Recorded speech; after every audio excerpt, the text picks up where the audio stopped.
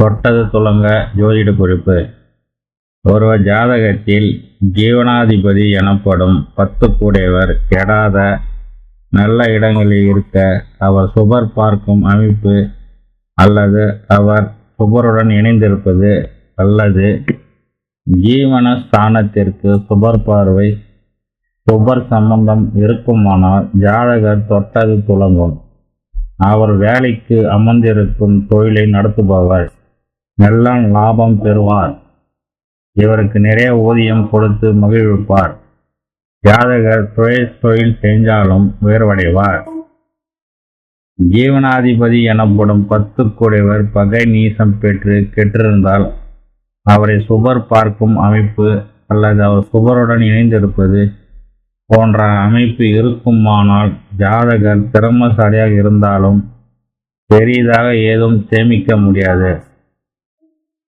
அவரை வேலைக்கு அமர்த்தி இருக்கும் தொழிலை நடத்துபவர் சுமாரான லாபம் பெறுவார்.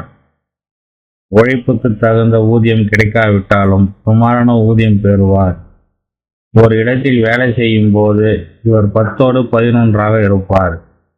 இவருக்கும் மற்றவருக்கும் ஊதிய உயர்வு கிடைக்கும் போது இவருக்கு கிடைக்கும் வாழ்வு இவர் அதிர்ஷ்டக்கட்டை என்று நொந்து சொல்லக்கூடிய விதமாகத்தான் இருக்கும்.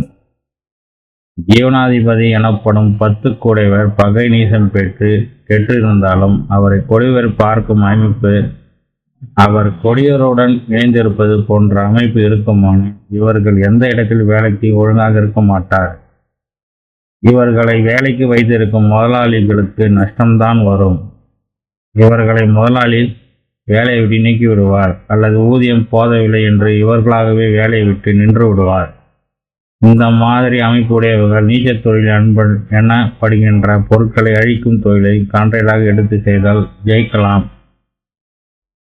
நீச்சல் தொழில்கள் பழைய கட்டணங்களை இடிப்பது, பழைய பாலங்களை இடிப்பது, பாழடைந்து கிடக்கும் தோட்டம் துறவு இவைகளை சுத்தம் செய்யும் தொழில், மருத்துவமனை கழிவுகளை அகற்றுவது போன்றவை இவர்கள் இதை கருத்தில் கொண்டு செயல்பட்டால் வாழ்க்கையில் ஜெயிக்கலாம்.